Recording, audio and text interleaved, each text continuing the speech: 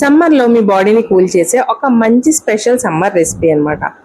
చేయడం చాలా easy and taste అయితే అల్టిమేట్గా ఉంటుంది. దీనికోసం మనం ముందుగా కొన్ని వెల్లుల్లిపాయలను అయితే తొక్కదీసి పక్కన పెట్టుకోండి. 2 ఉల్లిపాయలని కట్ చేసుకొని పక్కన పెట్టుకోండి. తర్వాత ఇందులో మసాలా కోసం గసగసాలని వేసుకోవాలి. హీరో ఆఫ్ ద డిష్ అన్నమాట. గసగసాలు, జీలకర్ర, అలాగే కొన్ని వెల్లుల్లిపాయలు వేసి మెత్తగా నూరుకోవాలి. మీకు ఇష్టం ఉంటే మిక్సీలో వేసుకోవచ్చు. నూరుకుంటే టేస్ట్ బాగుంటుందని నేను నూరుకున్నాను అనమాట. ఇప్పుడు ఒక బాండీలో ఆయిల్ వేసి మనం తొక్క తీసి పెట్టుకున్న వెల్లుల్లిపాయ గుడ్లను అయితే వేసి వేయించుకోవాలి.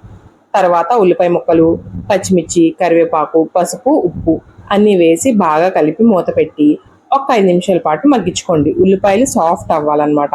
ఉల్లిపాయలు ఎంత సాఫ్ట్గా అయితే అంత బాగుంటుంది కర్రీ. ఉల్లిపాయలు బాగా సాఫ్ట్ అయిన తర్వాత మనం ముందుగా ప్రిపేర్ చేసుకున్న ఈ గసగసాల పేస్ట్ని అయితే ఇందులో వేసుకొని బాగా కలుపుకోండి.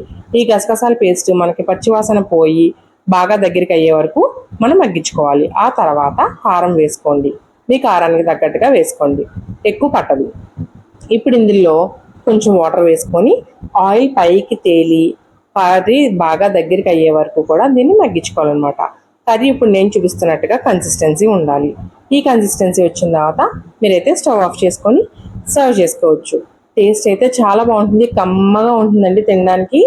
మీరు ఎప్పుడు ట్రై చేస్తున్నారు? మీకు ఈ కర్రీ ముందే తెలుసుంటే కామెంట్ చేయడం మాత్రం మర్చిపోకండి. టేస్ట్ అయితే అల్టిమేట్గా ఉంది. మీరు ఎప్పుడు ట్రై చేయకపోతే ఖచ్చితంగా ట్రై చేయండి.